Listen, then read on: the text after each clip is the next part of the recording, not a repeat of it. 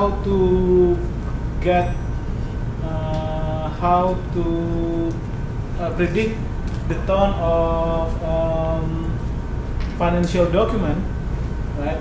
And in previous literatures, in accounting and finance, there are numerous papers examine the flow or how flow of information influence the timeliness of market reaction, or it's sort how the new information like financial report or financial data influence market reaction, right? And these papers in the past mainly focus on quantitative information, but then there are a growing body of literature use content analysis to quantify the tone, right?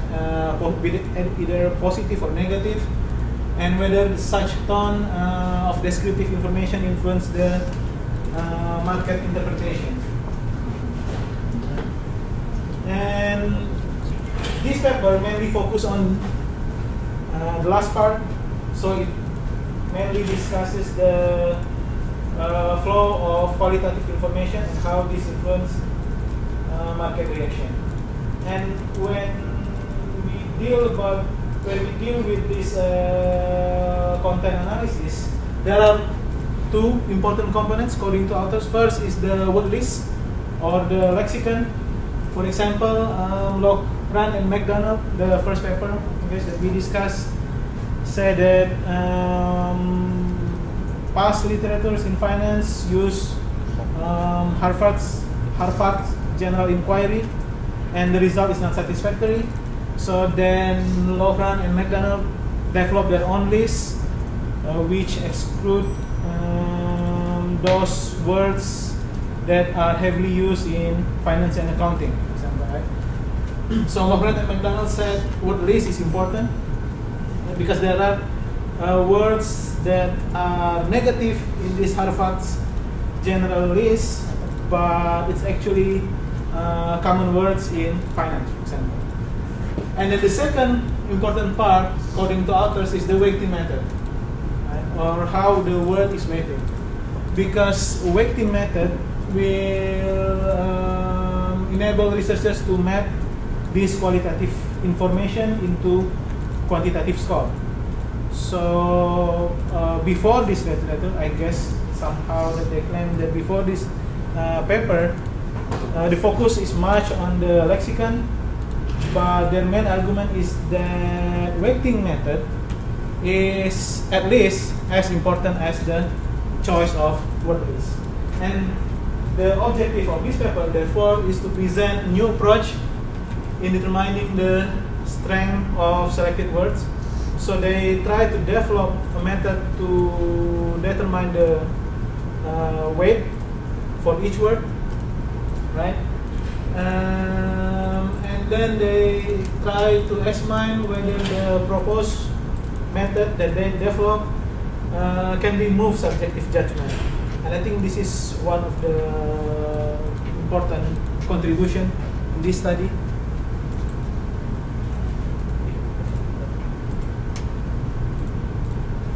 So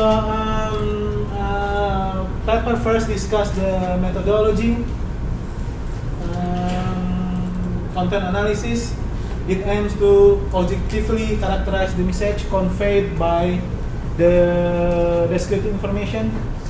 So content analysis tries to reveal the tone of, for example, 10K document, and then these papers found that earlier studies assume that words have equal weight, so or equal importance, right? So, for example, the word unwelcome and what is the other word? The negative word. Sorry. Loose. For example, yeah, loose. For example, has the same weight or the same importance. So let's say investors will react equally when they read this word unwelcome or lost, for example, right? Therefore, the past studies in the past use the equal weighting, and authors argue that this assumption may be false because some words are more important, probably, or more impactful than other words, right? And then they discuss this weighting method, commonly used in content analysis, TFIDF. Yes. So TFIDF is derived by this Manning and Schutze paper. So this method proposes a scheme that weights each word inversely, right? So, for example, the words that appear more frequently in one document but not in other documents, that means these words are more important for this document, right? So inversely reflected by this DF J, number of documents in sample where word J appears, right? So this is the inverse weighting method developed by Manning and Schutze. And then Loughran and McDonald, in the first paper that we discussed in the second week, use this weighting method to assign weights for each word in their word list, or lexicon. So they developed this idea: 1 plus log of TF times the weight, right? Developed by Manning and Schutze. If TF greater than 0, and TF is frequency of words J in document I. So weight for words J in document I is defined by this formula: 1 plus log of the number of occurrence for that word J times the weight, and the weight is n log of n over DF, right? And then from this method, Loughran and McDonald developed this TFIDF score, score, which is 1 over 1 plus log A. A is the total number of words in document I, times the sum of the weight, I guess. Sum of the weight. Words J appear in document I. So appear in all documents. Okay, so again, this method assumes that although this method TFIDF try to find the weight proportionally to the number of words in all documents, but this method still assume that readers, or in this case investors, react equally to the words, right? So this weight only reduce subjectivity in terms of the number of occurrence of a word relative to the whole document, but it does not roll out the subjectivity of the reader, right? So then authors propose this new method that based on the market reaction. So instead of using information from documents to determine the weights, they use market reaction to determine the weight for each word. And this method has 3 properties. First, it positively related to the number of occurrence of that word. So words that occur more frequently are more likely to have higher weights, which is consistent to TFIDF. But also score of that word positively related to the strength. The strength here reflects the market reaction to that word. Okay, and then the last property is that the score is inversely related to the total number of words in the document. Again, the first and the third properties basically reflect the properties of TFIDF. So I guess the only thing, the only property, the additional property in this method compared to TFIDF is the second one, which means that they try to roll out the subjectivity of reader or of the investors in this case. So this is the score that they propose. Wj here is the score times ff is the occurrence of word, I guess. Yes, and Wj is the weight of the word. And this weight is obtained through a regression of number of words times 1 over total number of words, right, to the abnormal return, right? So basically just regress this function to the abnormal return, and then you got the coefficient, but this coefficient is not the weight. This coefficient reflects the b times the weight, right?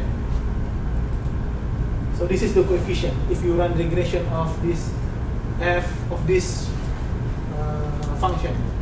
So you get this coefficient, which is coefficient of each word responding to the market return. So let's say if the coefficient is positive, that means investor react positively to the word J. However, again, the coefficient is not the weight, so to get the weight, authors just normalize the coefficient across all coefficient for that word, right? So you run this regression for each word in the word list. What is it, Lockhart and McDonald, for example, and then you get this coefficient for each word, right? And then to determine the weight, just normalize this across all the coefficients, and then authors try to test the efficiency or the validity, the validity of their method they run it to stock returns around the time of 10K filing. So I guess it's filing period returns, right? And then the event window is 4 days, so from the day 10K is filed to +3, right? And then they do 2 trials. In the first trial, they use 5-year period. So they put all these 5 years filing and then try to run it. But then they find that the correlation of weight across different periods is low, which means that there is high measurement error, right? So they do the second trial, 8-year period, and then the correlation of weight increased to 0.7, and therefore they conclude that this means measurement error is at least reduced when they run the regression with 8-year period. This is, I guess, the correlation for 8-year and 5-year period. For 8-year period, it's around 0.6 and 0.7, and it's low in the 5-year period. So they choose to use their 5-year period, and this is correlation between word power. Oh, yeah. The sample all financial firms, because I think that the sample. So just to clarify, I read in the paper that after first book, so all companies that then exclude all financial terms. Is that right? Also, They excluded the firms that were finance-based because they didn't want to deal with it's kind of all, it felt like a little subjective into it. Wanted to remove terms that like risk and loss as forced to be impact. Yeah, I think there is a code. It took the classification code from 6,000 to code 6,999. Yeah. So, what does that code mean? Is it like they just define 600 corresponding to the financial institution. So let's say one corresponding to the retail distribution, two is might be telecommunication industry.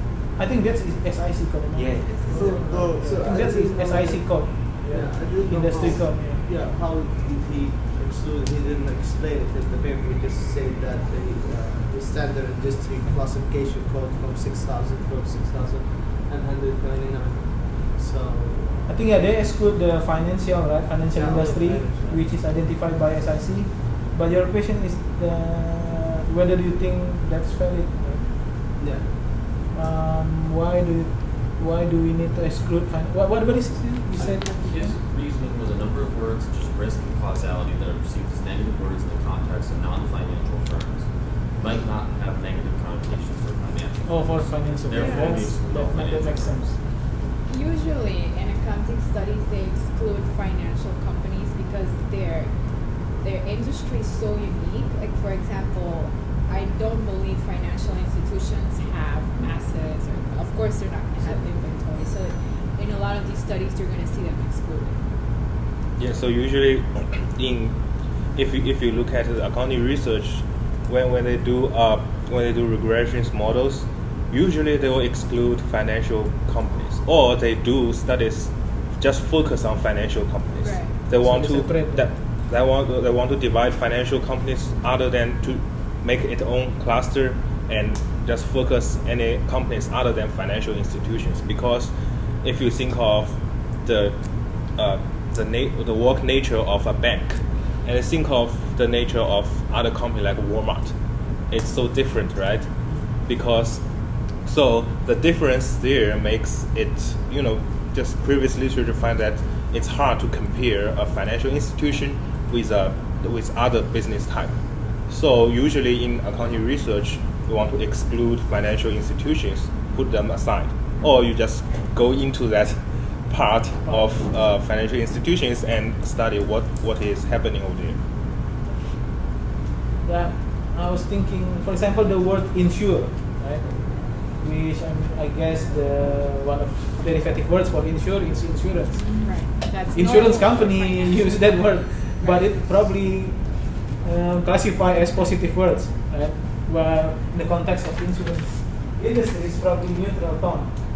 I think that makes sense to exclude financial industry. Can you see it? You can scroll.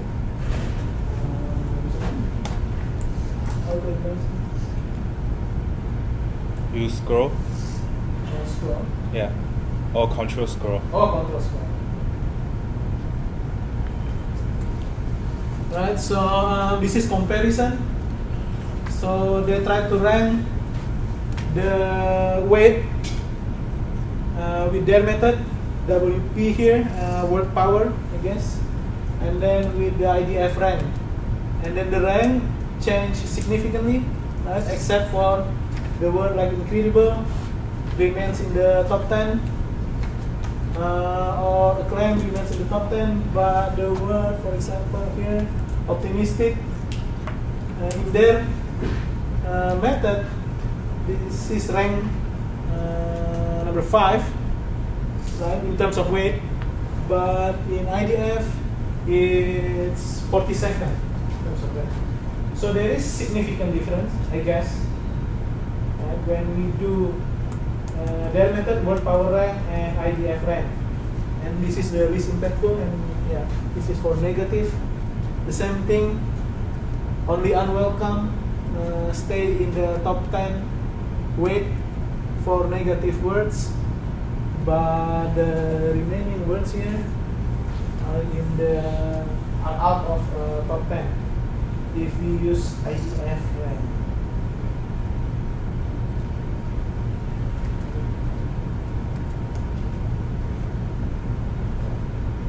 So then they do reliability tests. They do both for positive and negative.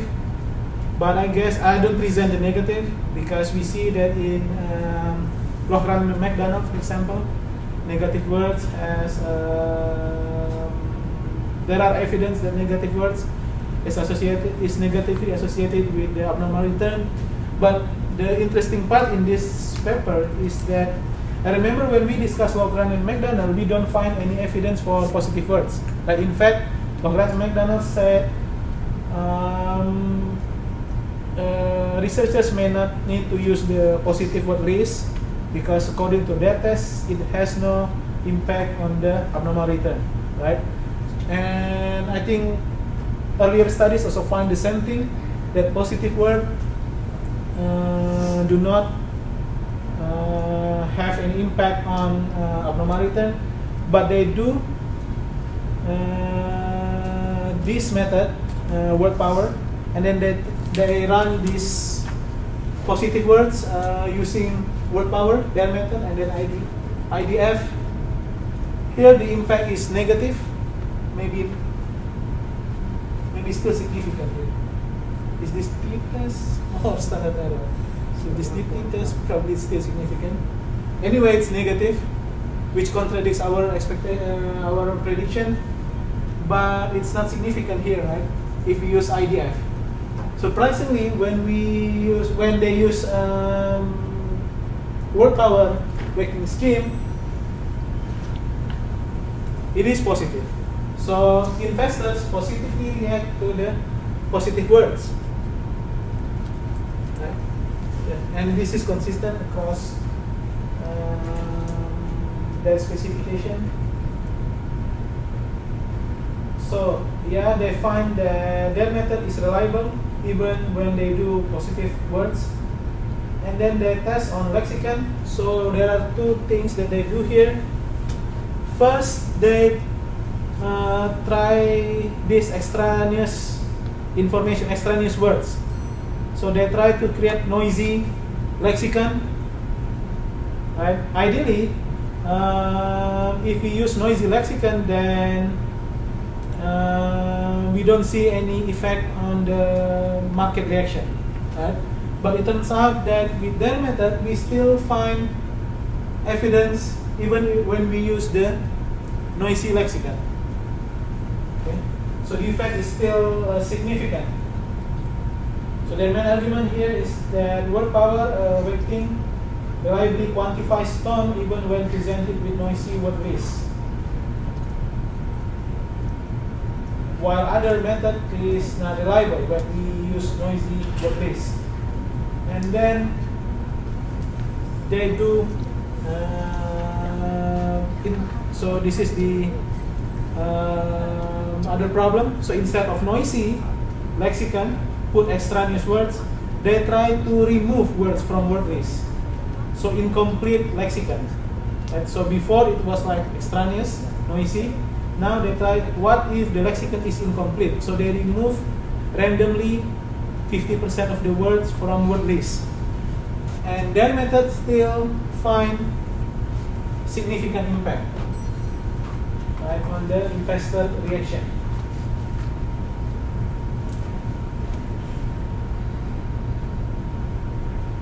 So again, from these two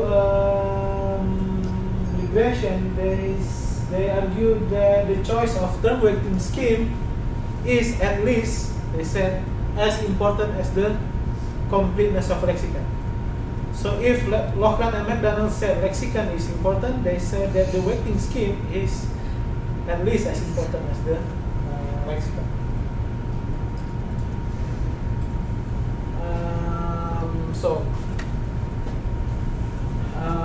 Three things to conclude. First, weighting, word power weighting score is more reliable than other approach, especially TFIDF, in capturing the positive tone of documents. While TFIDF failed to capture positive tone, they find it is significant. And then term weighting scheme reliably measure. Reliably measure tone even if the word lists are extraneous or noisy, or even if the word lists are incomplete. You have to finish. If you have any question or criticism to their method. Any comments or question to this paper? I thought it was interesting with the removing the document and removing the words was they did it to do a very specific method to do it, so they had to sort it into all quintiles, the different words, and they removed 50 from each of those. So I think it would be interesting to see if that would work with another way of removing the lexicon, because it's a very specific way. They're saying I'm going to break it up into all the different frequencies of occurrence and then take certain amounts, and that creates an even removal, which is nice, but it doesn't deal with you having a truly incomplete and unexpected amount like lexicon. So there's a limitation to that learning. So you're just saying you have less equal amounts of each frequency. So there's just some of their applications of having a little lexicon work and don't work in that sense of things. You want to see that tested in different contexts.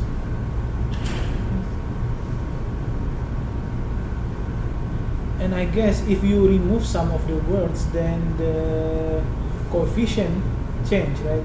So that means when they do normalize it, statistically it may change something too. Right. So they had said that when they removed the method, the coefficients were mostly similar, which is a really good statement, I think, to that their rating scheme is useful.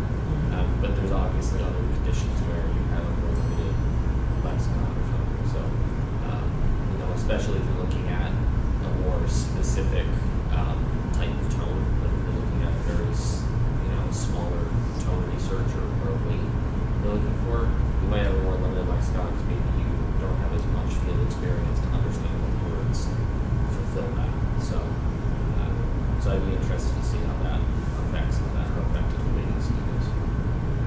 Thank you.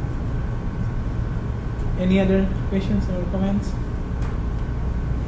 Well, I have one. Actually, you have one.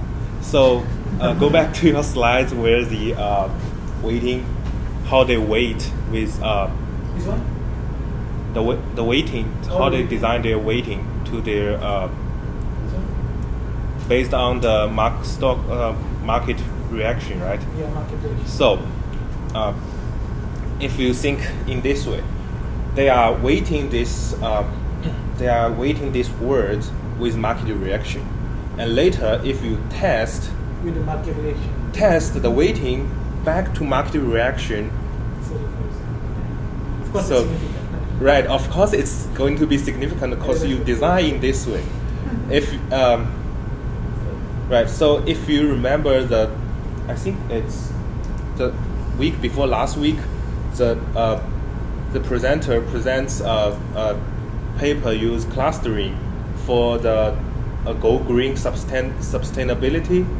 He clustered the companies based on their financial characteristics, right? So they cluster this to say, okay, I'm going to use input like firm size, revenue, and also like whether it's audited by Big Four, and they class that, and then they do regression to see whether there's any difference between these two clusters. And of course, there will be difference because you divide them based on their financial attributes, right? So you will see a significant difference between these two clusters for their, for example, return on assets, right? So in this case, I'm thinking of the same stuff. So if you weigh the term with market reaction, and later you test whether this weighting has a significant relationship with market reaction, then of course it will be significant, right? Or do you have any other thought on this? I guess they try to include the control variables. I mean, Okay. other ways to reduce the bias. Uh-huh. But I think that's valid point. But I'm not sure whether they test it using the same data I was thinking that they should test it with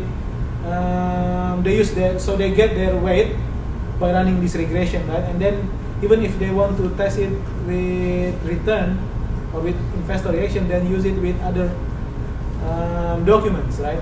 So we use this weight for other documents or different time period. I guess that's what they should do. I don't recall that they do it for other documents. I think I recall that they do it in this document, which I think your argument is valid, because it's like reverse logic.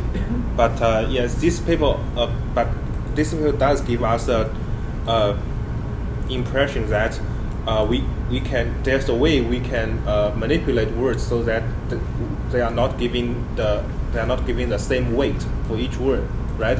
And you can do this with your own discretion. Like you can try to weigh this word based on the usage of, let's say, Wall Street Journal, right? If it appears more in Wall Street Journal and you give it more weight, means people are seeing these words more frequently, and it's more easier to understand this kind of words. And if some words are rarely used, that you give a less weight, meaning, well, it's just different scheme you can use to weigh these words. So in this case, you don't need to assume that each word has the same weighting, right? Has the same effect on the text content. Good. Any other question? All right. I have two, might be very silly questions. Okay. The A in the equation for the score, total number of words in documents, are really total number of words or the total number of relevant words? I mean, do the words the, a, company, and should count on that? There's some of the stop words. So there's some of the cleaning, I believe, in it.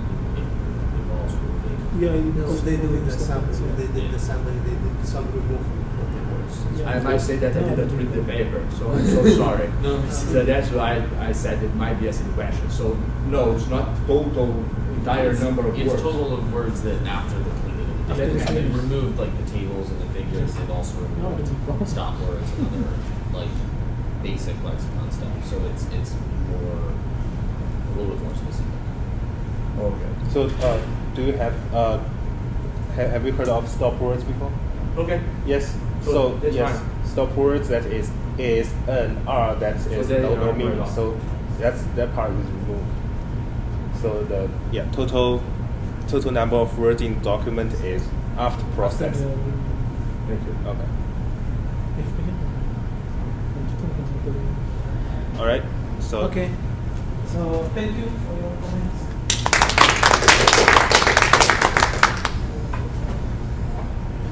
By Stephen Brown and Jennifer Tanner about the large sample evidence on firms year-over-year MD&A modifications. So this paper cares about the modifications because the SEC warned about the lack of modifications for the financial documents, and for the MD&A in particular, there are actually 3 places in the MD&A guidance mention that there should be more revision of the MD&A from the current year to the previous year. And for the MD&A part, the SEC requires the managers to include the results of the operations, the liquidity and capital resources, and capital accounting policies and estimates, market risk disclosure, and off-balance sheet arrangements. However, because the MD&A part is very flexible and it's voluntary for managers to disclose the amount of information. So some managers may just include the minimum information that they want. So this paper cares about 3 questions. Do firms with larger economic changes modify the MD&A more than the firms with smaller economic changes? And is the MD&A used by investors and analysts? And have the firm's MD&A modification behaviors and market participants' reactions change over time. So this paper will give us the questions about these three questions. There's a brief literature review. There are mainly three approaches to quantify the content in the MD&A. The first is the hand-coded content analysis, and also there is survey rankings, and also automated text analysis. I think we are more familiar with the last one, and because we've done kind of stuff in the previous classes. And also, in the previous literature, the researchers relate this kind of measurements of the content to the operating performance of the company and the returns, both contemporaneous and future returns. And also, they relate those measures to the analysts' forecast behaviors. As we have read this paper, these that the companies with lower earnings, their MD&A are harder to read. And also, the firms, they will use the forward-looking statements in the MD&A to strategically make the investors think that the firms will do good. And also, the fieldmen, they think the positive long tone in the MD&A will lead to a higher return for the company.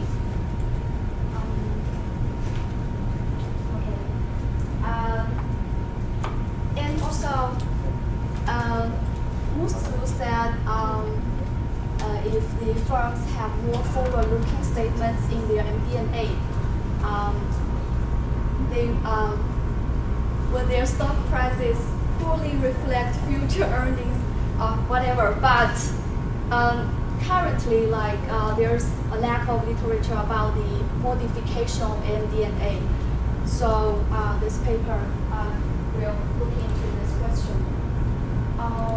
To measure the year-to-year modifications, the authors borrowed the method of the vector space model. So basically, these two vectors will represent two papers, two documents, with the N representing the number of unique words, and WI is the frequency of the word I appearing in this document. So the similarity score is the dot product of these two vectors divided by the product of the length of the two vectors. So, for example, if there are two documents, they have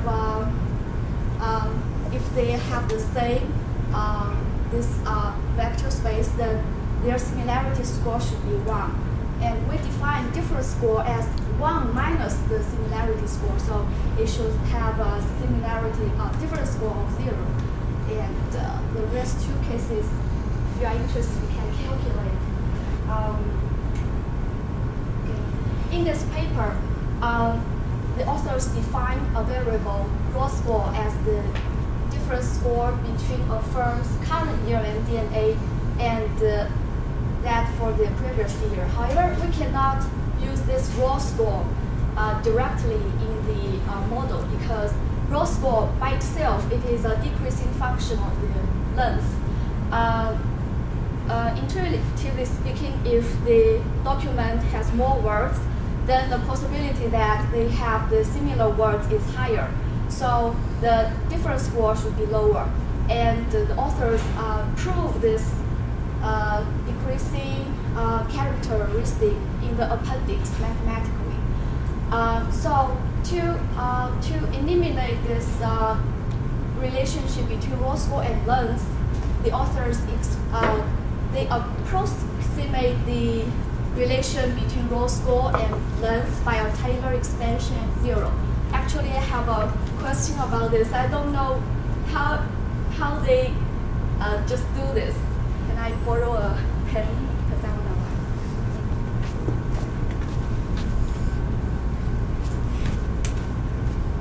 So the Taylor expansion basically says if I have fxs, then it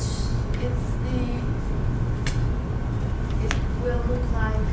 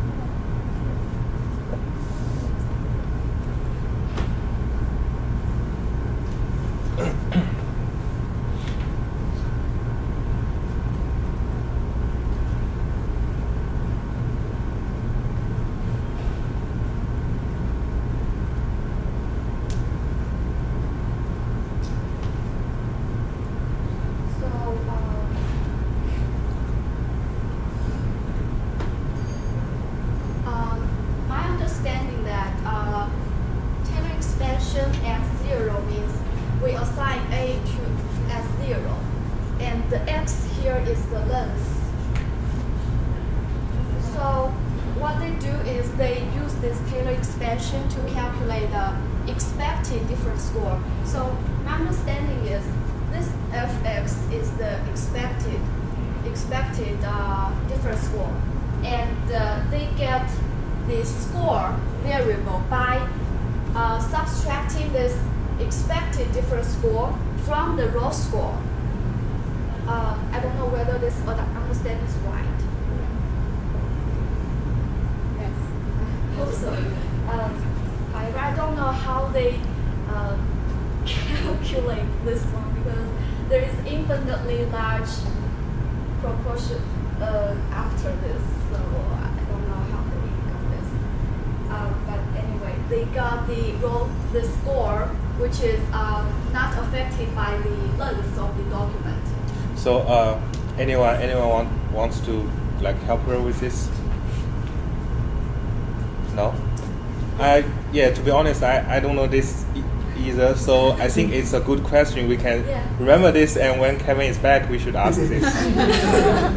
So your question is how they got the Taylor how they exactly got the expected difference score. My understanding is they just use this Taylor expansion at 0. 0 means when A is 0, and because they said the expected difference is the value given the document length, so the expected difference should be a function of length, right? So x is the length, so fx is the expected difference score. So maybe we should move on. Well, you have to. Now I was going to say you understand it conceptually correctly, but I don't know how they calculated the Taylor and I think that's my their raw score. What are A is if I just write in this way, it means Taylor expansion at value A. So if they say expansion at 0, it means A equals 0. So A is the position I think we are getting too into mathematical now. And in previous literatures, there are mainly 3 ways to measure the modifications. Holberg and Phillips, they use the VSM, which now this paper is using, but they use it after removing the words that appear at least 95% of all the 10K filings. And Henley and Holberg, they use a regression method. Nelson and Pitcher, they use plagiarism detection software called Ferry Copy Detector. The sample of this paper it's from 1997 to 2006. Why we use the data from 1997? Because 1996 is the first fiscal year where all the companies filed in the 10K electronically, and we should include the data of the previous year, so we should start from 1997.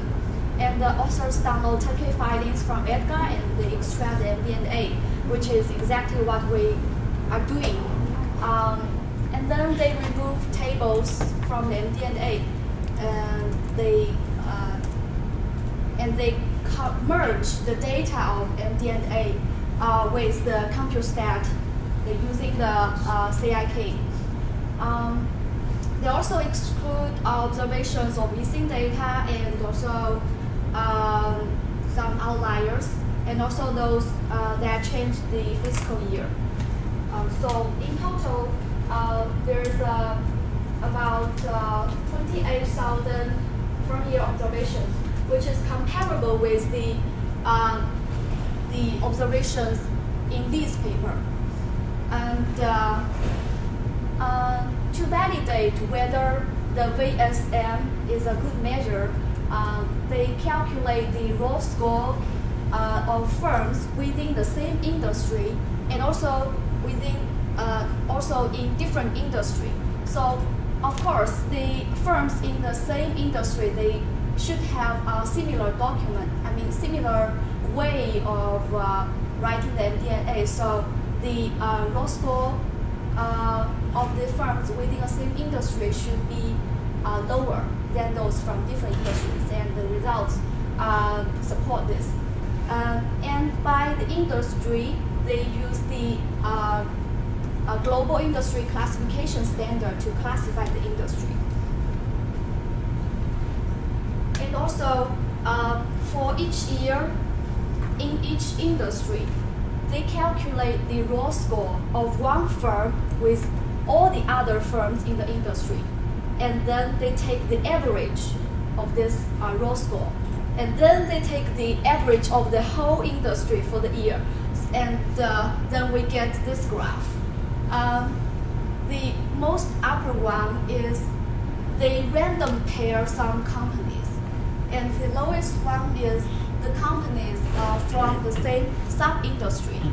And here is the industry sector, industry group. So this graph just supports that the firms within an industry definition, a smaller industry definition, they have a lower raw difference score, means that their documents are similar. So this one just support that the VSM actually can measure is a good measure of the difference. And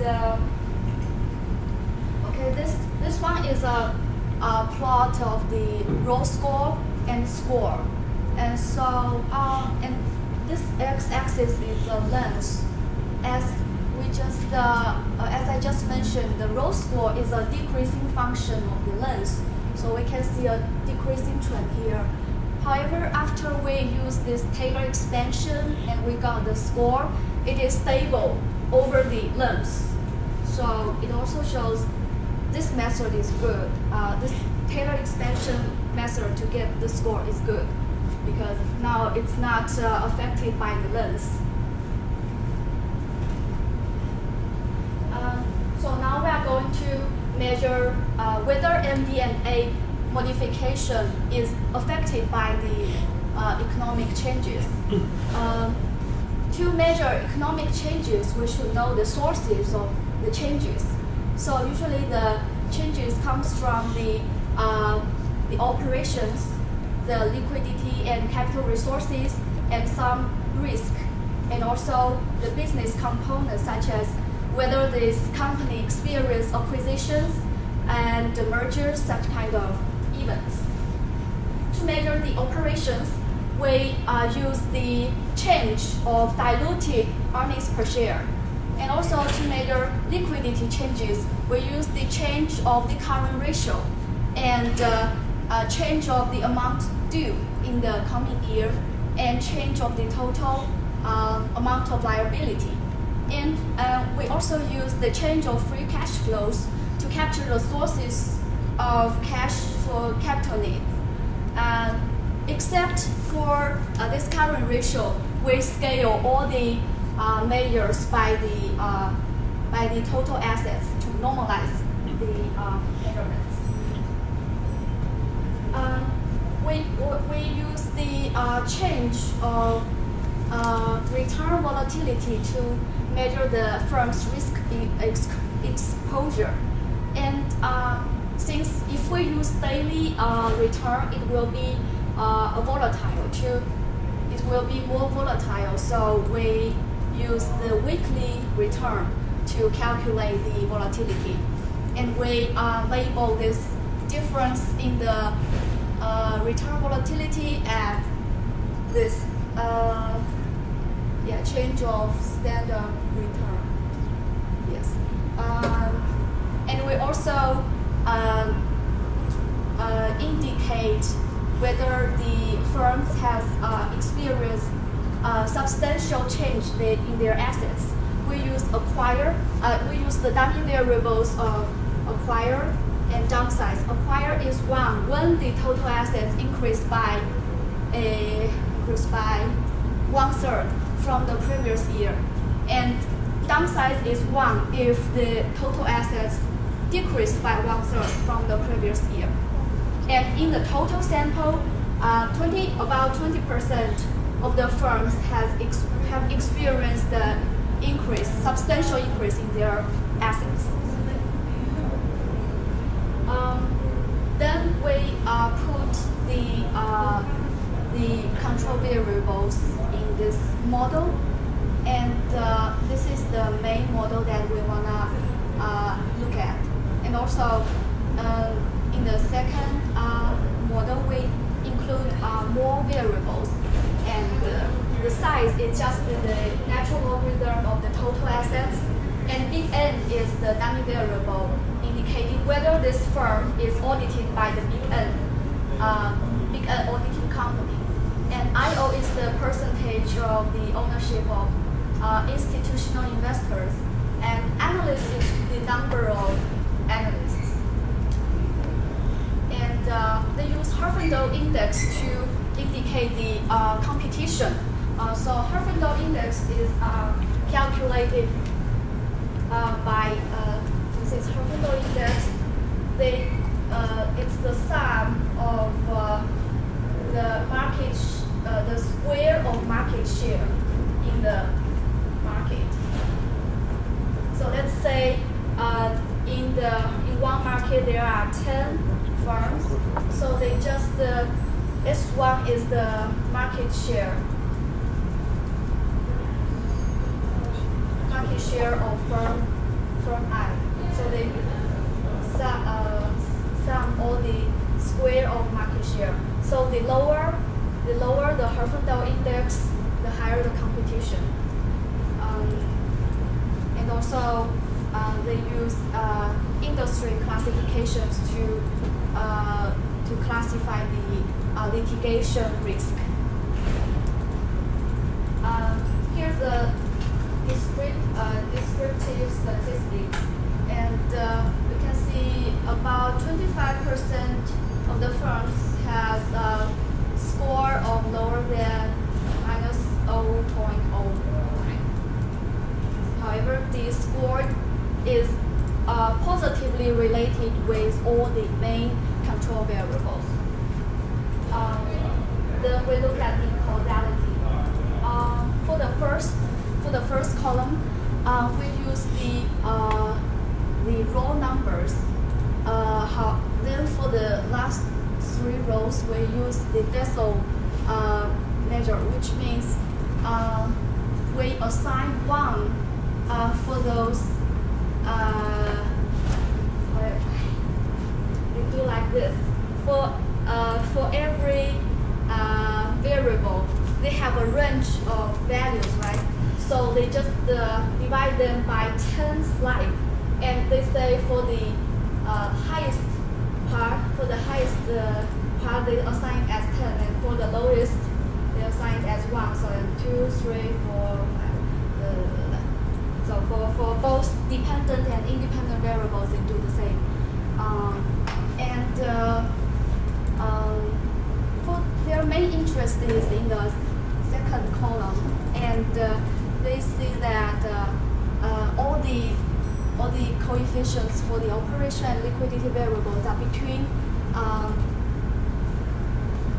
this and this. So this indicates that if the independent variable increase from this 1 decile to the 10 decile, it means it will have an effect. This difference is 9, right? 9 multiplied by this, so it's this, yeah. So they say it will have average effect of this to the dependent variable. And in the third column, they just aggregate all the liquidity and capital resources into one variable, LCR. In this way, they can compare the magnitude of influence of this LCR and the EPS, and they find this one is substantially higher than the effect of earnings per share. So they say that the managers modify MD&A to a larger extent to the change of LCR than the earnings per share. Okay. So yeah. So this answers our first research question. The MD&A is modified when there is especially when there is change in the LCR. Then we will see whether the investors and analysts are using this MD&A.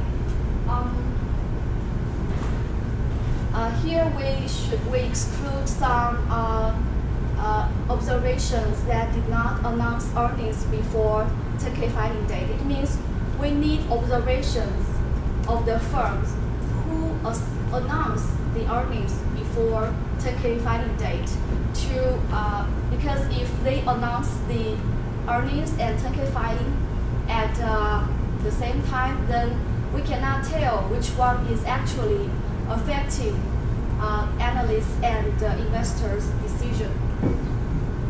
Also, to measure the investors' responses, we use the CAR, which is the cumulative annual return. We use the absolute value. This window is a 3-day window after the filing date of the 10K. For the analysts, we use the revision, which is the difference of their prediction value scaled by the stock price. Here we should also consider whether the 10K filings has been filed later than 90 days after the fiscal year. Because if the 10K filings has been issued very late, then it indicates something to the market. So it will have effect on the reactions of investors and analysts. So we should control for this variable. And we also control for the amount of information that investors and analysts can get from the 10K filings. We measure this by the number of non-missing and non-zero CompuStat items. And also we want to see whether the earnings announcement, whether it will complement or substitute the investors and analysts' reactions. So we use the absolute value of CAR in the 3-day window and we assign day 0 as the earnings announcement date. And the model is like this. So the equation 3 is for measuring whether the investors, they respond to the modification of MD&A. And the fourth question wants to see whether the analysts will react to the modification of MD&A. And we will first see the results. For the third question, when the dependent variable is CAR, the score has significant positive effect on that. It means the investors do use the information of the modification of MD&A. However, for the investors, it no longer has significant effect. So we say that the investors respond to the MD&A, but analysts do not. This actually consistent with our previous finding, where we see that MD&A is modified when there is a change in the LCR. And LCR is useful for investors to make predictions for future cash flows. And the authors also do a hand coding to validate the previous results. So what they do is they sort the sample into quintals, and they randomly select 50 firms from the highest quintal and 50 firms from the lowest quintal, and they calculate the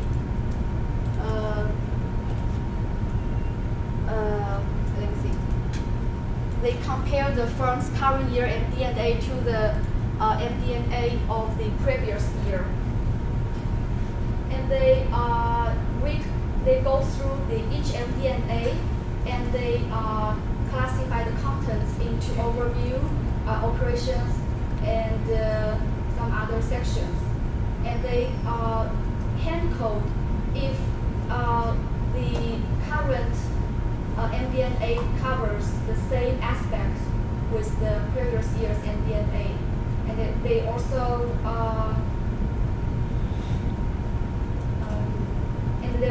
see whether the LCR has changed substantially for those with the high score of the low score, and they do see that for those firms with high roll score, which means with the high difference score, they do have the LCR do changes from the previous year. So this section just supports that the previous analyses are right. And then they look at the time trend of the MD&A modification and usefulness. So from this graph, we can see this modification score, it has a decreasing trend over time, which means the MD&A look more similar over time, and the lengths are increasing. So we can see there's not the useful information. The modification is like the firms are using more and more boilerplate MD&A. So from this plot, we can see the investors, their response to the 10K filing are decreasing. So the usefulness of MD&A is also decreasing. And if we use a regression method containing all the year variables, it also supports the conclusion from this plot. So we reach the conclusion that the firms will modify their MD&A when they experience large changes in the LCR, and also the MD&A contains useful information for investors, but not to analysts. And the MD&A is more like a boilerplate disclosure because their modification score is decreasing, however their length is increasing.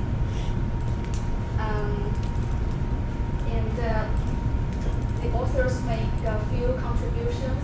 They use a new measure of the narrative disclosure. They use the VSM that we've just looked at, and they provide evidence of managers' MD&A disclosure behaviors, and they just extend the text analysis inclusion.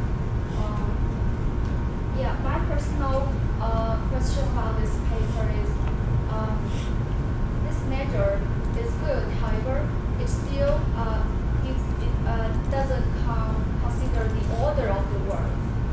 And also, I have some question about the window for the accumulated absolute return. When they are calculating the investors' reaction, they use the window of day 0 to day 2. However, for the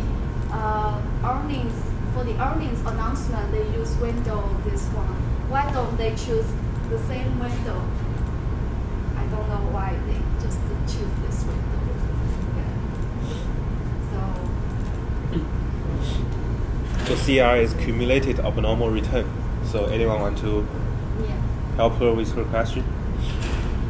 The first one is for what? Cumulative abnormal return for? Yeah, this one is the car for the 10K filing. So day 0 is the date of the 10K filing. And this one is the car for the earnings announcement, and day 0 is the earnings announcement date. My question is, why don't they also use window of -1 and 1, considering for some leakage of information before the filing? The first paper mentioned about these 10K filings because it is like there is a time lag when from first file 10K to SEC, and then I think it takes 2 days before it can be accessed by investors. So it makes sense to have you time that. Yeah. But for earnings announcement is from voluntarily decision, right? Am I correct or not? No? It's mandatory? But I mean, if the investors can expect when firm will announce their earnings, then -1 can reflect this some information leakage. Yeah. But 10K, I don't think 10K can information in 10K can be leaked because it deals with authority. But with earnings announcement, especially if earnings announcement is happens after 10K filings, right? Usually it's like so January and then before May. or after? Before 10K. But the payment day is going to be after. Sorry? The payment. The payment? Yeah. It's like, what if it is? What? It's like, good. It's action. It's like action. January or February.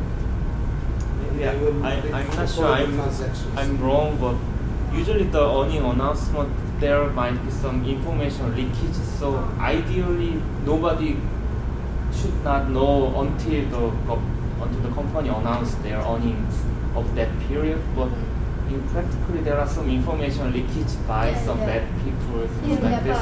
But I think the car is only focused on 10K, and 10K there is little incentive to leakage about the MD&A to other investors. So if there is a little possibility about information leakage on just 10K textual content, they focus on just 0 starting day.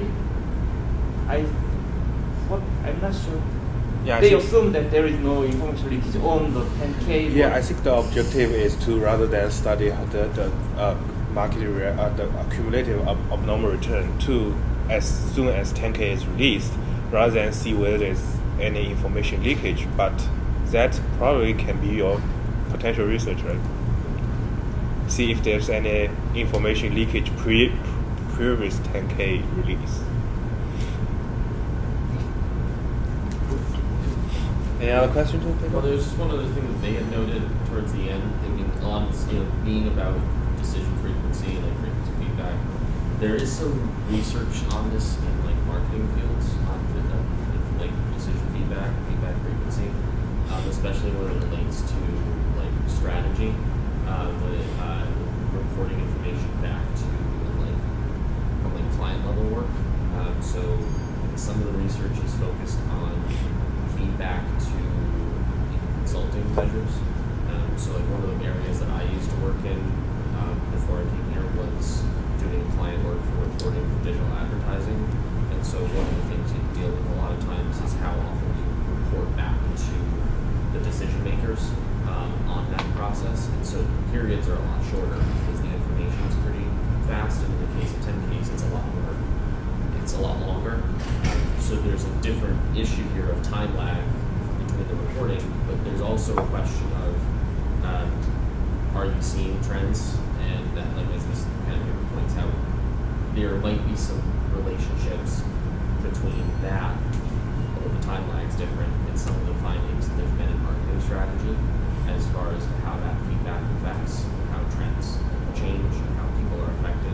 One of the papers looked at whether you give one piece of information and then they ask for a new choice, or 5 pieces or 7 periods, stuff like that. So there might be some ways that they ask a lot of questions and then conclusions about how you could understand that, of applying some of that kind of cross-dimensional stuff to some of these things. So.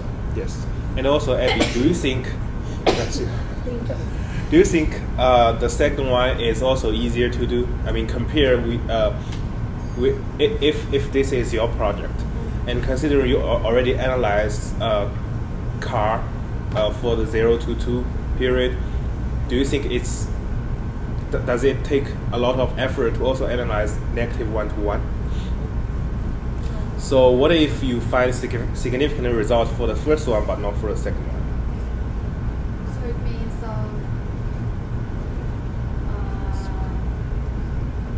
means sometimes you're smiling, and sometimes in your model where you change something and it will become insignificant and you don't have any result. However, when you have result, usually you'll report where you have result, right? And you can selectively to report somewhere you have the result, but because like the project you is doing, I think someone's asking you to run a robustness test, and sometimes the robustness test will not give you a significant result.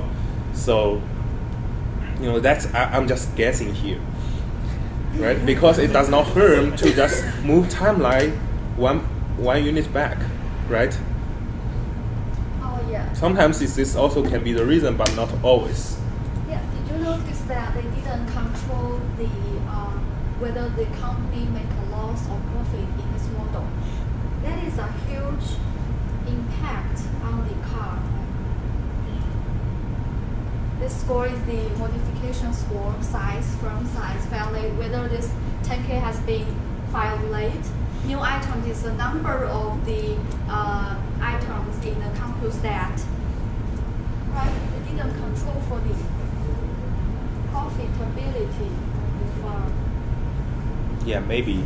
But, the way they do this is legitimate.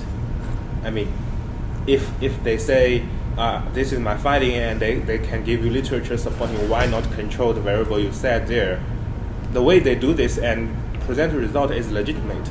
And I think in our research, when we are trying to, all of us are trying to find a significant result, right? But there's 2 ways to do that. One is to just manipulate the numbers, which is not the legal way. We cannot do that. It's illegal, and it's against our ethics. However, there's our legitimate way, like you can use the literature to give you support why you are including this control variable, why you are not including this control variable, why you are using this period of time of data, why not the next period of time of data.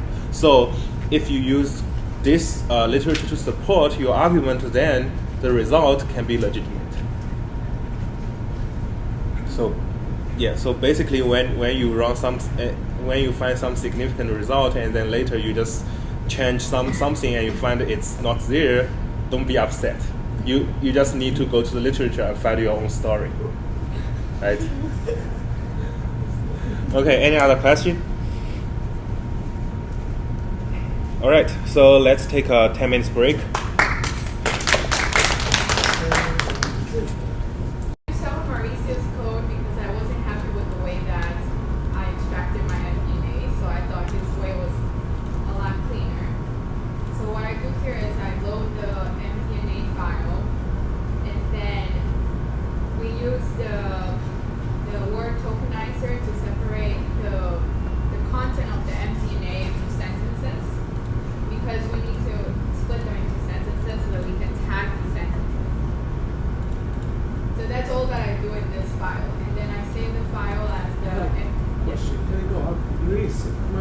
means the sentence over here has zeros, like the table. I have the same thing. When I use zero.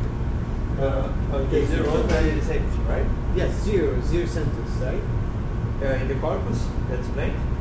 Yeah, so if you go from corpus to the sentence, the tag, there are zeros. I used Stu Johnson, your file, the work, and then I used my own one. It was working with me. Yeah.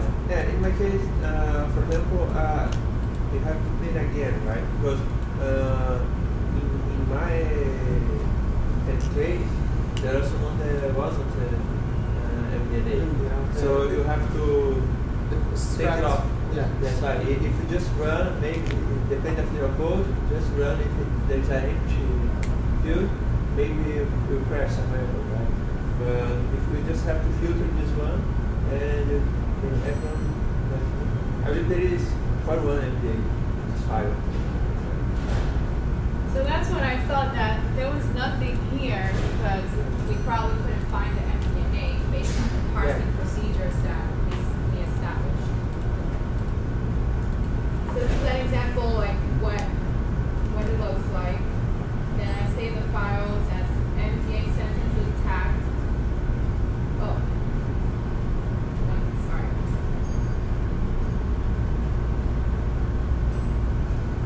This is the sentence MD&A file.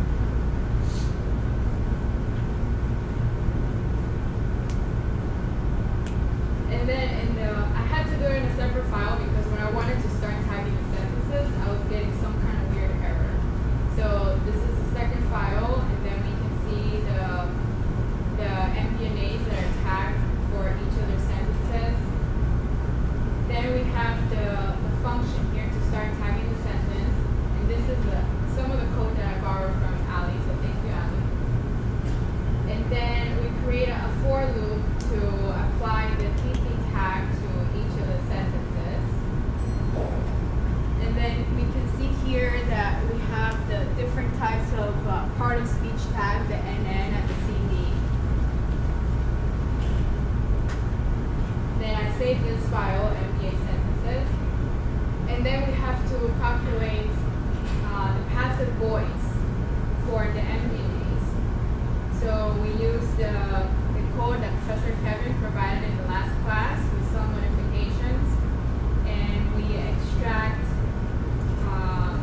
the passive voice, and that includes the verb to be, like I am, is, are, etc. And then the tags for passive voice, like VBN and VBB. And then we apply that function to our document. So that the PVC is the passive voice count, but then we also calculate the PVC ratio by looking at the ratio of the passive voice count to the total number of sentences. Then we apply that function for data PV.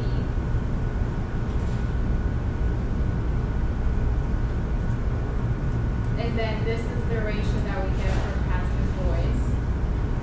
Then we also have to calculate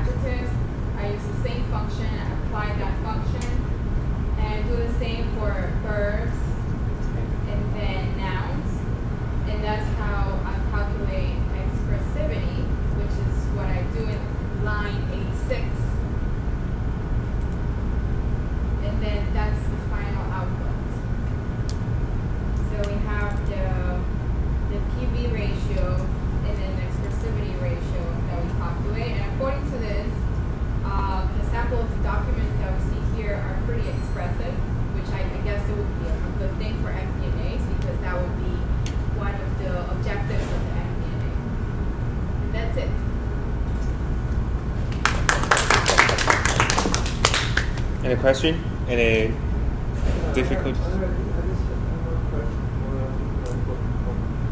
do you create a sentence for corpus? And how do we tokenize it? Yeah, how do you tokenize a We sentence? use this Python package for NLTK, I think, for sentence tokenizing. Okay, yeah.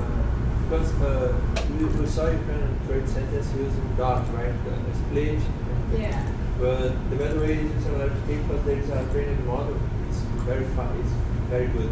But sometimes when you do split sentence by dot, for example, you have some you have a US Abbreviation. Right? Yeah, dot S dot. So when you use a LLTK sentence tokenizer, it works. Yeah. He knows there is something like that. I just said dot and continue the sentence. It works very, very good. And sometimes you have to split. If you need to just list dot split, it won't work very well.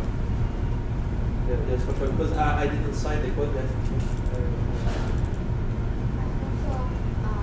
noticed the expressivity values in your sample is like 60%, right? Yeah. However, my sample and Shengtong sample, we got like 20%. Oh, so it may be my functions. Okay, I'll look at that. And there is the domestic difference too, right? Yeah, so it just depends. Yeah, you have to compare. Okay, thanks. Right.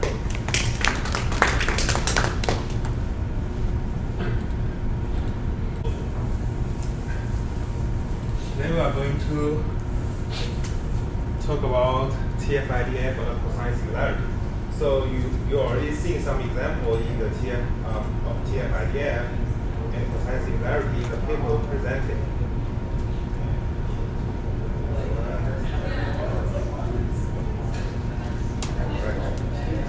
So,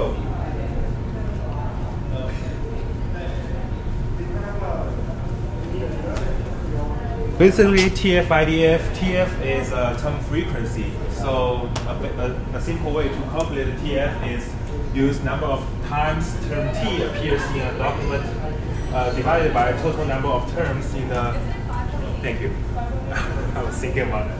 So divided by total number of terms in the document. That means TF equals to, yeah, so the big W here, the upper W here means the total word of the total number of words in a document. And the small w here means the word term T, how many times term T appears in a document. All right, so this is a term frequency. So basically if I say today is a good day to daydreaming. Or daydreaming or daydream. Right? If you count day, right? Today is a good day to daydream. So if you count day, the term frequency of day will be 2, right? The up will be 2, and we have 1, 2, 3, 4, 5, 6, 7, 8. So the term frequency of day is 0.25, right? So why don't we just use term frequency as the weighting system for a term? Because you see the day appears twice in this sentence, and the weighting associated with day is 0.25, and it's kind of high, right? But why don't we just use this term frequency? Stop words. Yes, if we remove that stop words, after we removing all stop words. Well, the reason is that because now we are just looking at one sentence, right? What if we're looking at a corpus with multiple sentences? For example, if I look at Apple's financial statement, Apple's MD&A. So, do you think the word Apple will appear repeatedly inside the MD&A? And if I try to compare Apple's MD&A from 2001 to 2010, each, and do you think the word Apple has a should have a high weighting power? No, because Apple will appear in every document, because it's Apple, right? So Apple will appear in every sentence, or nearly every sentence in the financial statement. And if you try to distinguish the financial statement from 2001 to 2002, Apple will not give us a lot of informative information. So the way to mitigate this is we use this IDF. IDF is inverse document frequency. Basically what it says is, one way to calculate IDF is logarithm of total number of documents n divided by total number of number of documents with term t in it. So IDF will be equal to log. So the upper is the total number of documents. The lower one is number of document with term t in it. So the IDF will mitigate this situation. So if we have a corpus full of day, then full of the word day, use IDF, we will reduce the weighting of day. Basically, you just use TF times IDF, you get the weighting of TF-IDF. Alright, so TF-IDF is this times this. So after we get this TF-IDF, we can turn a document into a vector. Just like the way everyone knows this, right? This is X, this is Y. And if I have a point here, I have a vector here. I can draw a vector like this, right? The way we turn the document into a vector is the same. Just we change here. Let's say I change this to day, and I change this to, let's say, good. And the day will have a TF-IDF score. Good will have a TF-IDF score. And it will appear like this. And if I make this into a higher dimension, let's say I draw another line here, it's dream. This is a 3-dimension, right? And we can, based on the TF-IDF score of good, dream, and day, we can draw another vector like this. And then the way to compare, let's say this is first sentence, this is second sentence, or something else. So this is the first vector, this is the second vector. So the cosine value of this angle here would be the similarity between vector 1 and vector 2. So that's the way we calculate similarities between two documents. Alright? And also, the research has proposed variants for the way to calculate for TF and IDF. So for term frequency, what we usually use would be the natural of term frequency, but they also propose for the logarithm and the following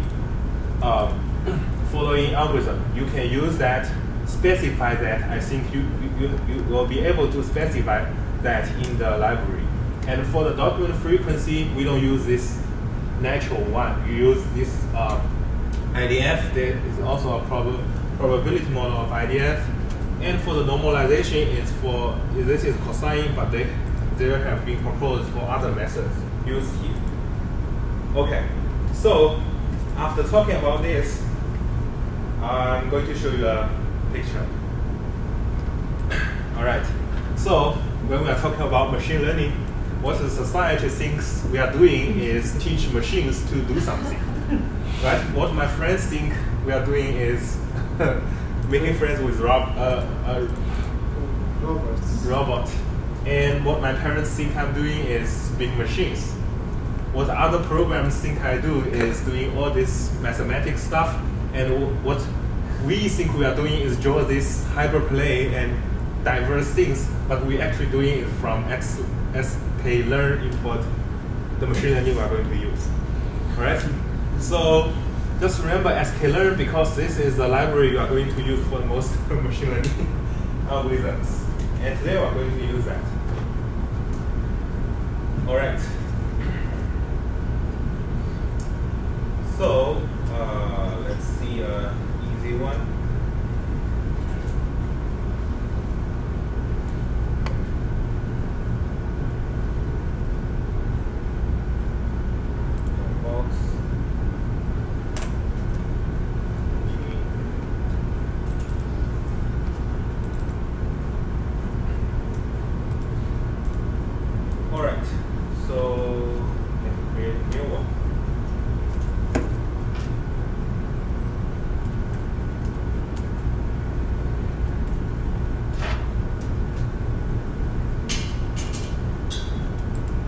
Now the two library we are going to use is called Empirical sklearn should be automatically installed by Analysts, right?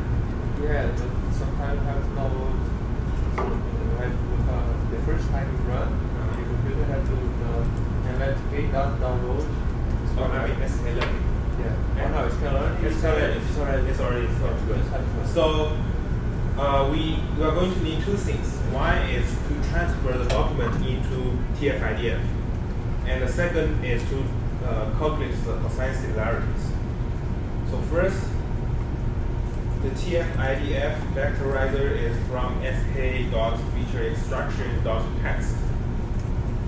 So we import only that function, and the second is at sklearn.matrix.pairwise. So it's a pairwise matrix. We import cosine similarity. Right? Run this. Okay, so then we're going to create the corpus we're going to need. Alright. So to do this,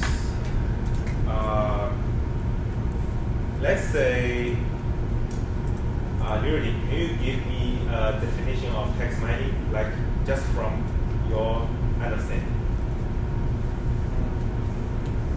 Getting data by parsing text and doing analysis. Doing analysis. And doing analysis. And doing analysis. Okay, so I need something more. Maybe already. Ben, what is the definition of text mining? Machine gathering text. Like machine gather text. Okay. Like machine Text mining is letting machine gather text. Okay. Alright, that could be one. And also one from you. I think text mining is to quantify the text and do analysis based on the information we extract from the text.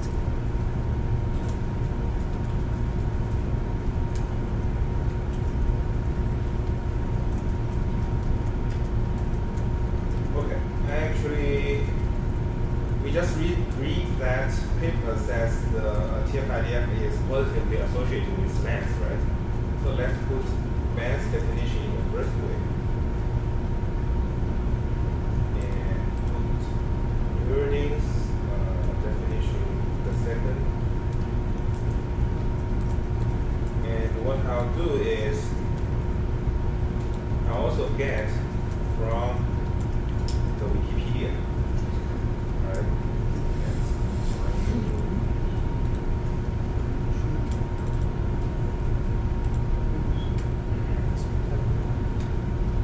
This one, text mining, also refers to text mining roughly relevant with the process. So I also get the definition from Wikipedia and see whose definition is more closer to the Wikipedia definition. Right? So I run this, and we now get a corpus. So to to make, yes.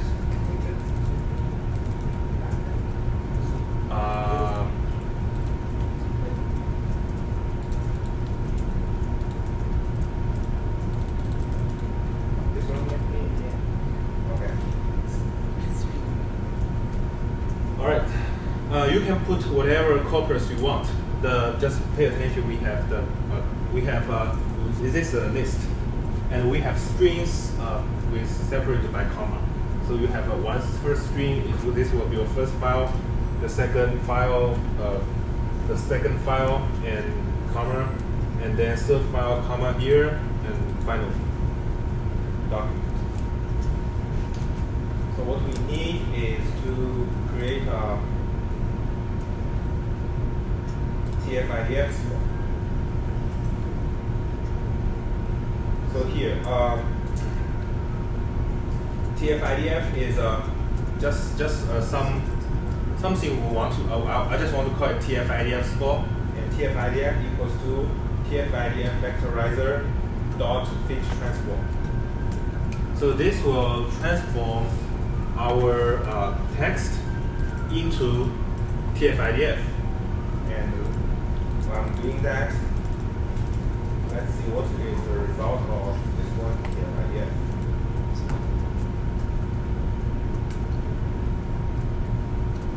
So everyone get this result? Just let me interpret this a little bit for you. So you see the first number here, 0, means this is for the first file, for first sentence. The number here is the list all the word in the sentence, all the words in the sentence, from 1 to how many words, how do I say the words is not repeated? Unrepeated. Identical? Unique, yes. So they gather all the words in the sentence, the unique words in the sentence, and make them a list. The number here, 0, means first file, 30 means the 30th word in the word list. And then this is in first file, 30th word, the TFIDF score of that word is this much. And you see you only have 14, 20, 19, 18, 21, 30. That means 1, 2, 3, 4, 5, 6. 6 words. 1, 2, 3, 4, 5, 6, 7. Ready? Oh, because we have 2 texts. Right? 2 texts. 1, 2, 3, 4, 5, 6. And we already have this one. So that means 6 TFIDF scores for 6 unique words for the first sentence. And for other words, for example, 1, 2, 3 here, because it has no word in there, it will be assigned to 0, but it's not showing you. It's just showing it here. We are just showing you TFIDF score for each word. I see where you got the 6, but where do you see the 6 there? Just count 1, 2, 3, 4, 5, 6. Oh, okay, first sentence. So if I list this in a table, I list this in a table. So this is doc 1, and this is a word list. I have word number 1, 2, 3, 4, 5, 6, 10, 11, 12 till very end. So if doc 1 has no word in here, it will be assigned 0 till 14. So it will be assigned 0 to all of this, 0, 0, 0, 0, until 14 here, it will have a number. Alright, so it will have a TFIDF score for the word 14.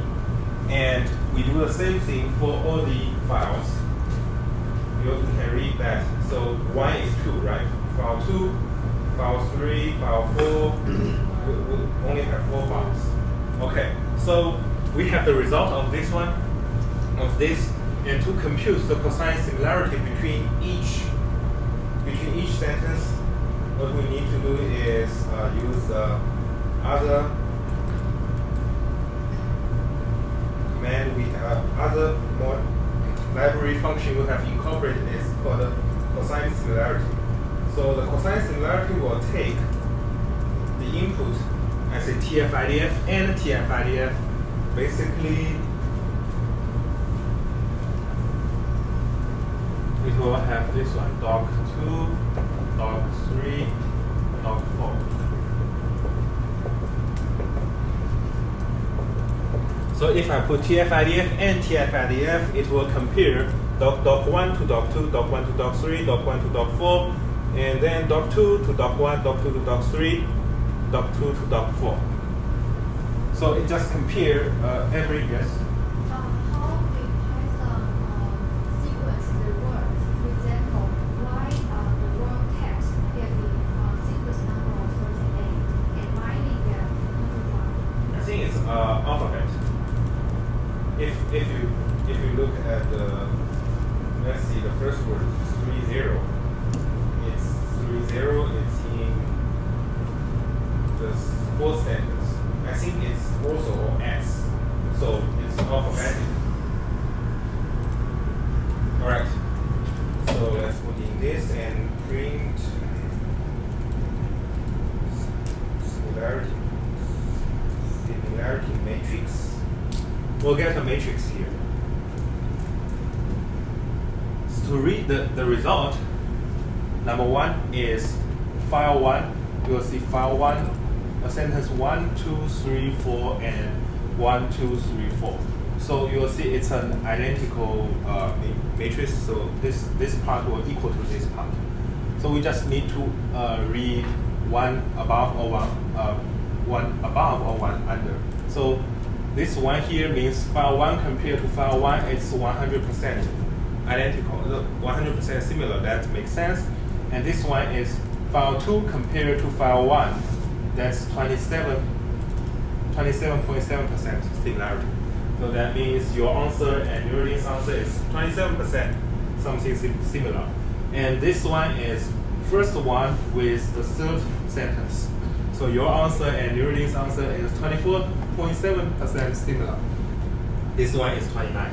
So nearly your answer to the Wikipedia answer, you are 29.8% similar. So if you look at the second row here, this one is file 1 compared to file 2. This one is file 1 compared to file 2 compared to file 2. This one is similarities between you two, 30%. And Ben's answer to the Wikipedia similarity is 28.3. And then this is file 3. This is row 3. So file 1 compared to file 3 and file 3 compared to file 3. And you have a 44% similarity with the wiki score. Yes? Somehow, these results are biased by the fact that the sentence of the definitions contained the term text mining is. Yes. Suppose that I had defined it and you had typed that there like it is. You asked me, define text mining, and I would say it is. So probably, for instance, my definition would be very, very close to Wikipedia's definition, but I didn't use either the words text nor mining. Right. So that's why it should be something similar to what you said about the apples, MD&A. Right. Whether the term apple is irrelevant. Yeah. So that's why we have IDF here. So the calculation of IDF is to lower the weight of the term. So if we see text and mining is always appearing here, then we will see a very low TF-IDF score. So they have lower weight in comparing them for the similarity. So just for a simulation, if we go back there and we include a fifth definition, okay, very similar to the Wikipedia's, without using the terms text or mining, should be. No, sorry, don't move the Wikipedia's. I know what you're talking about. So let's do this. Would not affect the results.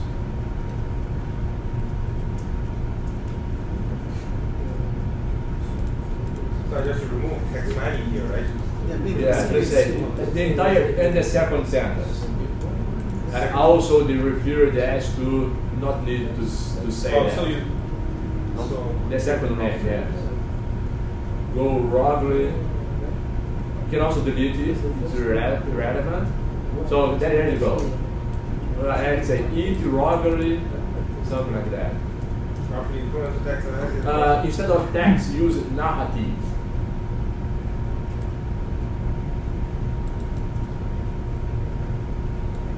From documents.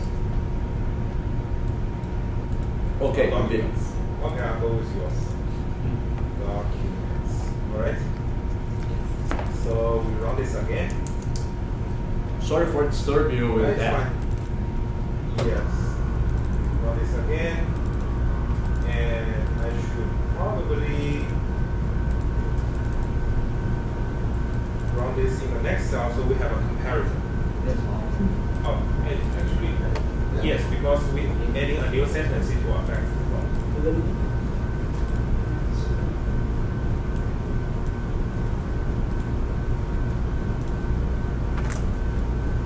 So 4 and 5 are most similar to each other, although we don't use those terms. Thank you. Yes, so 4 and 5, this 4 and 5, because they use the similar terms, right? The same terms. So they should have the highest weight. However, if you see that term, file 1 compared to 2, 3, 4, they all use text mining, right? But text mining is not used here, so it has a significantly low rate. But between themselves, text mining is not between themselves, text mining is not, let's say, significant.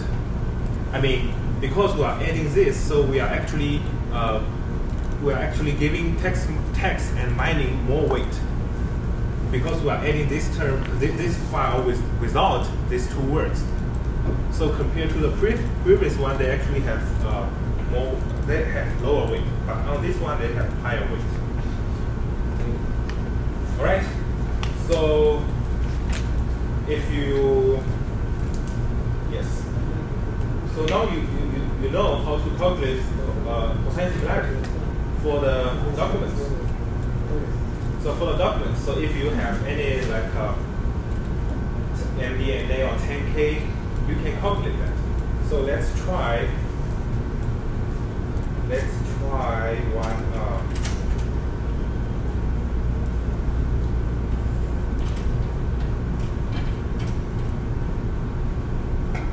Okay, so this one. Let's get a new group. Let's get a data from SQL. Yes. You can upload that in the thing. What's that? Upload the drive. You can upload those. Upload this. Yeah. Okay. Thanks. I'll do that. So let's use this data set. So from sklearn.datasets import fetch 20 news groups. And let's see what is 20 news groups.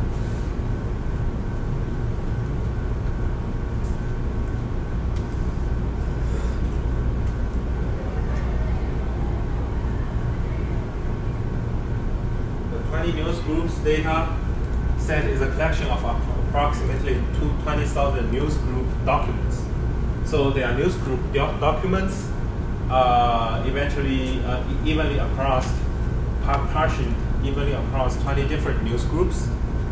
It was organized by this man. Okay, so we know it's just news groups, and so we can use that as our data for the in-class exercise. All right. So run this from sklearn.datasets import fetch -20 news groups, and then what we need is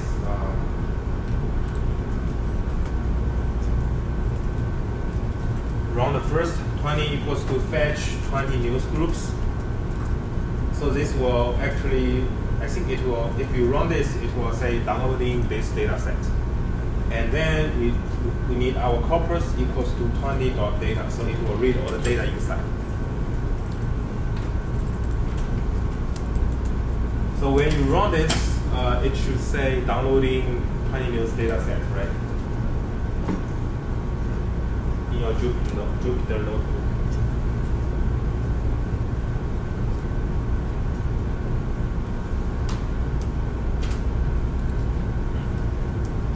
Is it saying downloading something? Yeah. So, yes. So when I try this, it just say downloading something. It never stops there. So the way I do this is I wait for a few minutes and then I run this again. It will not give you anything like downloading. It will just finish. When it finished downloading, it will not tell you I finished. Okay, so the trick to do that is to run this cell again. Is it giving you any errors or? It's downloading, supposedly. Yeah, it says downloading, but it will never tell you it's finished. So the way you confirm whether you have finished downloading, because it's only 14 megabytes. So you run this cell again and see if this gives you any error message. And we can stop and run again. I have already downloaded this, so if I run this, oh, I didn't run this. So if I run this, it will not give me it still anything. Right, everyone finished downloading. So if you run this cell again, it will give you nothing.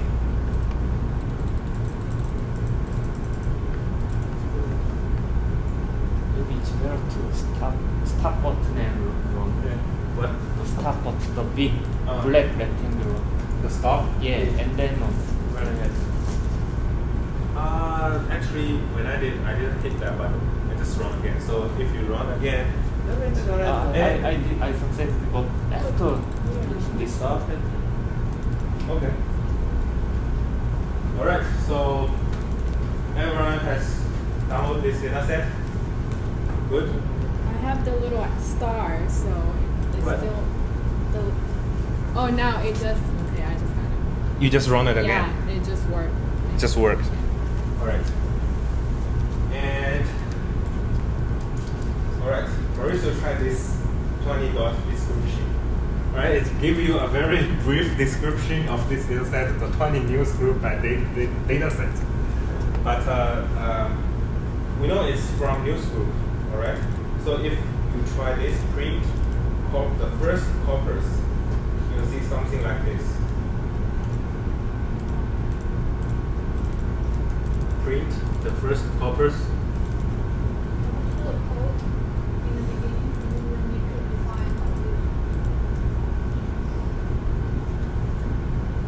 So you read the data set.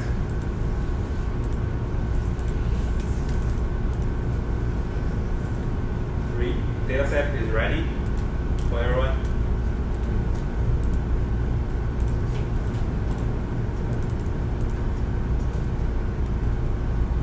Okay.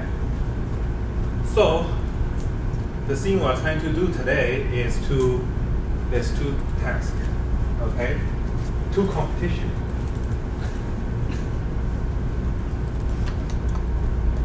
So the competition would be first one, find the most similar document to document 1. So this is the first document in the corpus. We want to find in this corpus the most similar file to this one. All right. Second is to find two documents that have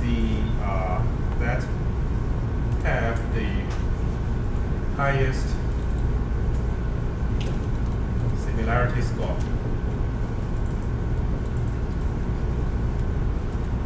Of course, you cannot tell me that document 1 and document 1 has the highest similarity score. No, you must have two different docs that have the highest similarity score. Okay, let's try this, and I'll review the answer. Let's just do this and see if you can get the same answer as I'm doing here. You already know how to get this matrix, right? The similarity matrix. And just use the code we previously introduced. Well, the trick is, this is for the file 1, so how to find the maximum value in this row except for 1, and then find where it is and return it to the raw document.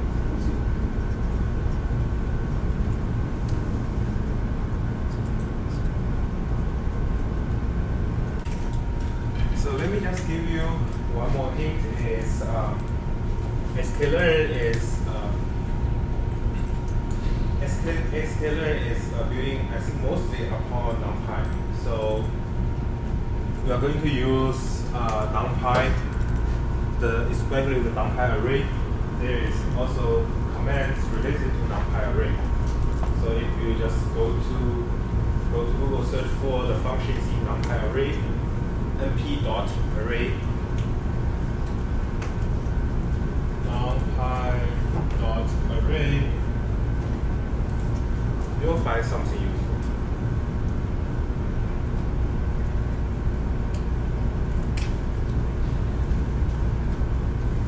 To go over it with you, and I have office hour at 1, so I guess I can be back.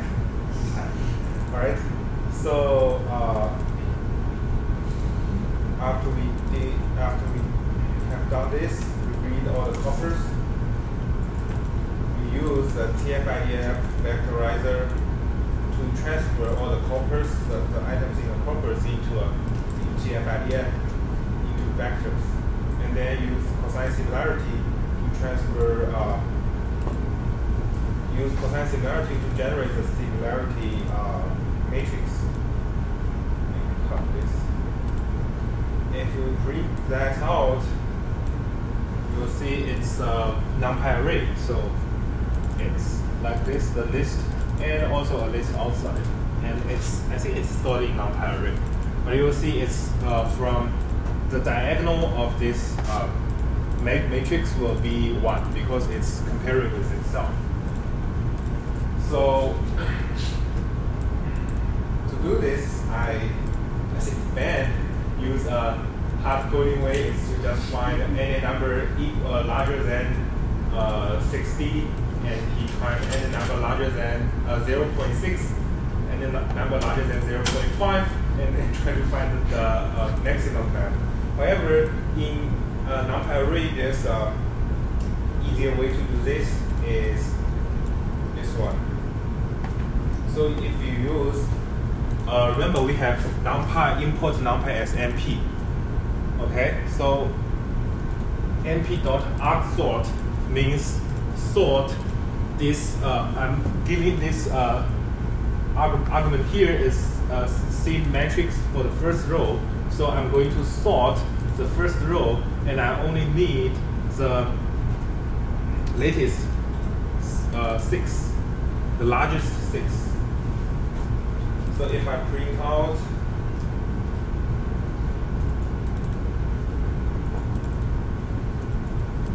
max 5,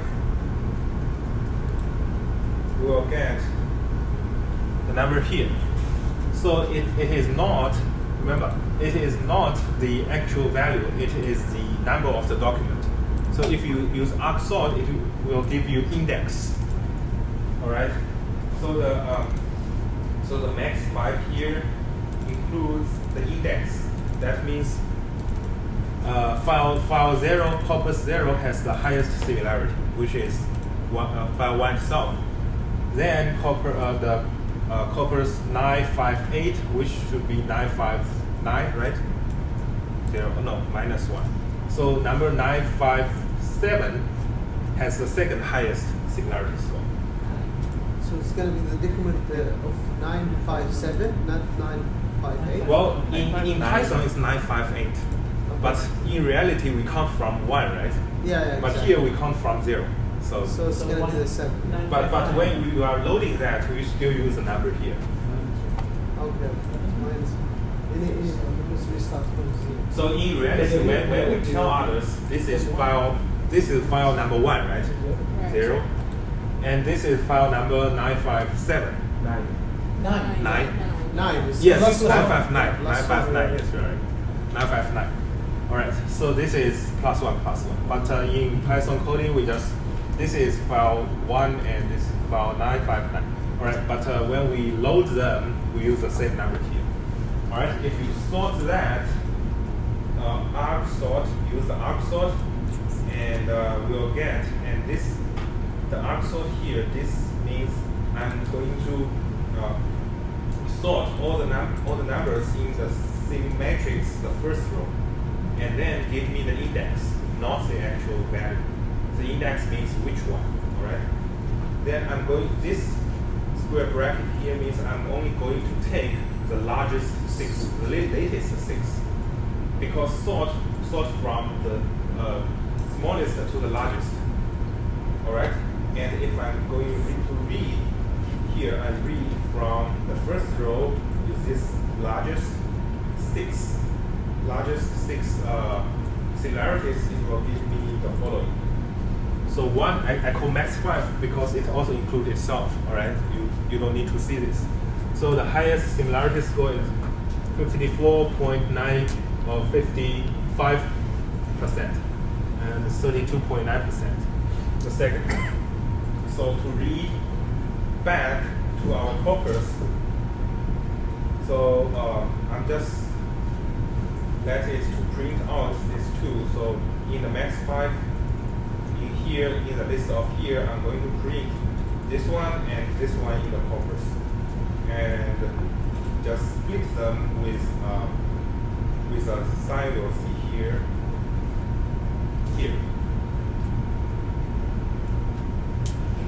Actually, I need to run this again because I tested on some other document. Alright, so if we run this, we'll see this is end of 958, this is end of 0.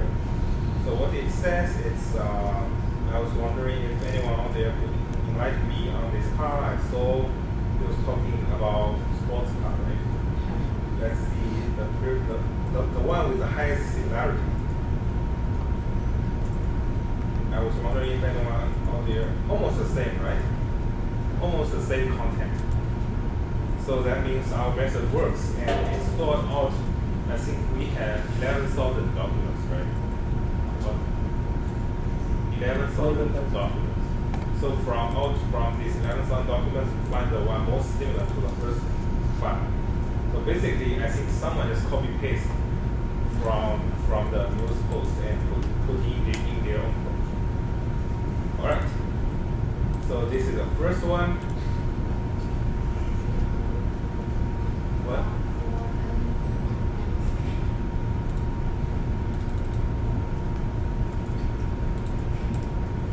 It's just printing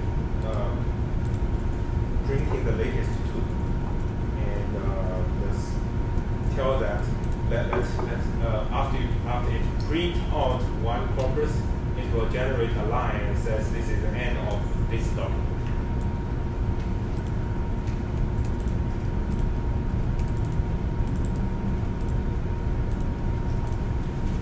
So when you use print, you have a quotation mark here saying I'm going to print all the word in here, but you can use some regular expression there. \n means a new line, and then to the end of this is digit. I'm going to put a digit here, and I'm specifying the digit is n. N is in here. All right. So after that, I'm going to create a new line. So finish. All right. So what you will see is something like this: end of 0 dot. This is end of this 958 number 959 dot. All right. So next, what we need to do is find the 2 documents with with the highest similarity score. So instead of searching the first row, I'm going to search this entire matrix, right? But the thing is, we know these ones are affecting our result. So a single solution would be numpy.field diagonal sim matrix 0. So this matrix, we call that sim matrix, and field diagonal means I want the element in the diagonal to be 0. So this command will convert all the ones to 0. So in that way, we can find the highest, right? Okay. So next one, I use sim matrix equals to sim matrix of max. So I think this one will find the maximum value, and numpy dot where in the sim matrix, I want to find where is the maximum value in this sim matrix, and I want to know the index. So I want to know the position of the maximum value. So if I print out this index, it gives me 2 values, and that should be correct, right? Because it's identical to that. Like the anything above the diagonal is the same as anything below the diagonal. So we have 2 the same, which is file 2002 and file 10777. If anyone get the same answer like me? Okay. So let's do the same thing. Print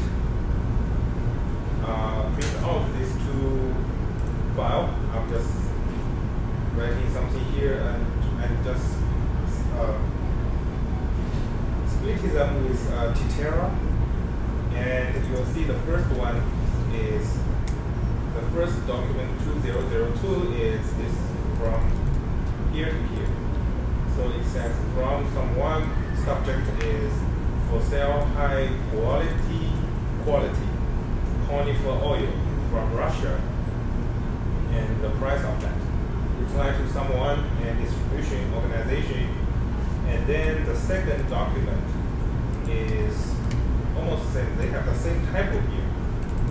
They even have the same quality type of view. Alright?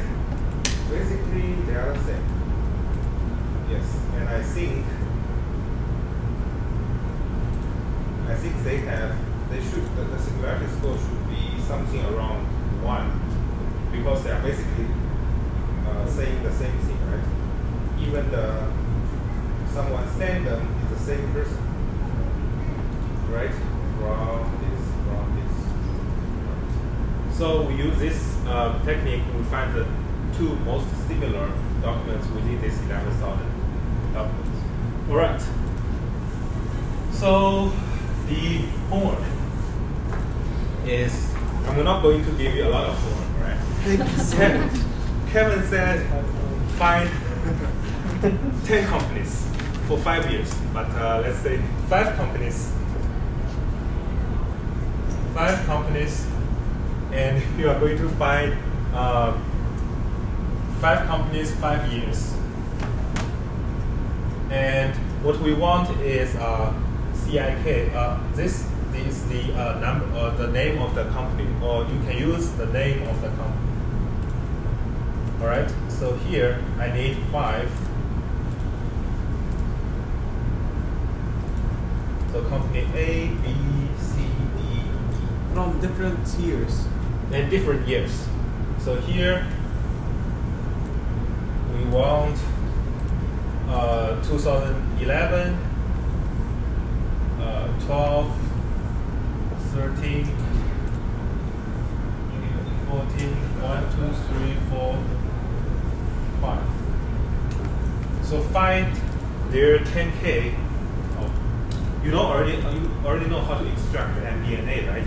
So extract MD&A from each year's 10K and compare the 2011 to each of the year later. So you have the similarity score. You will have 1, 1, 1, 1s here because you are comparing 2011 to yourself, to the self, and then compare 12 to 2011, 13 to this one, 14 to this one, 15 to this one. So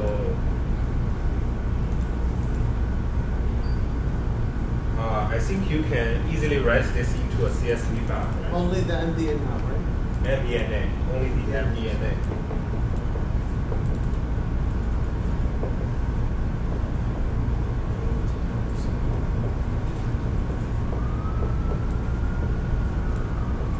So compare to the MD&A similarity score for 2012 to 2015 each year to 2011. The base will be 2000. And you're going to submit the code and also a CSV file like this. So you'll have all the similarity score here. All right? Clear? Would it make sense to compare the similarity score among those MD&As of those 5 years, 5 companies? You mean with the similarity score of the notes to the financial statements of those same 5 years of those same 5 companies? Would it make any sense to compare similarity scores of different data, like MD&A with notes? Usually not, I guess, because similarity score is a pairwise. So you can only say the document 1 is similar to document 2. Is how much similar to document 2, right? And it's pairwise. So in here we have a time series, so usually we compare year by year. And if you compare MD&A with footnotes, well, that can make some sense is if you compare, let's say, in 2011 we compare MD&A with footnotes, we have similarity score, right? We know how much footnotes is similar to MD&A. And on top, we have another similarity score and see how the score change. A hypothesis would be that accountants are much less creative while writing notes than managers are much more creative while writing MD&As. So I would expect that the SIM score of a single firm many years notes would be much higher than the MD&A's SIM score for that same company during the same years. Whether like a measure of creativity or writing. Okay. Yes, I think we can examine that with the delta one, right? The delta C. So we have a number here, and this is for MD&A. So you're expecting the delta seen for the difference in the change in similarity score. If we do the same thing for footnotes, it will be higher than the footnotes. Yes, definitely. So we would be able to compare like the delta on similarity score. Is that what we wrote there? Yes, the delta is the difference. Right. The change of the similarity score. Yes. The sample we have now, like with the previous assignments, were the MD&A, but we can get also disclosure if we want disclosure notes, and we can. So how about increasing their assignments? Oh.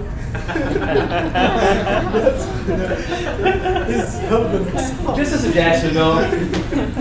For those who are interested, you can try running some footnotes. I mean, basically they are the same thing, right? Except you just input the footnotes rather than MD&A. It's really simple, right? Yeah, it could be. Yeah, it could be. If you want us to do so, we can do it. For the next time. Let's try this one. I'm struggling with Sure. So should I tell Kevin that I mean MD&A and footnotes? You already decreased it from 10 companies to only 5 companies. So 5 companies are really too good. Well, usually, I mean, it would be interesting to find, but in this case, we have 5 samples. That is not just very. All right. Okay, so, thank you so much. Thank you. Thank you.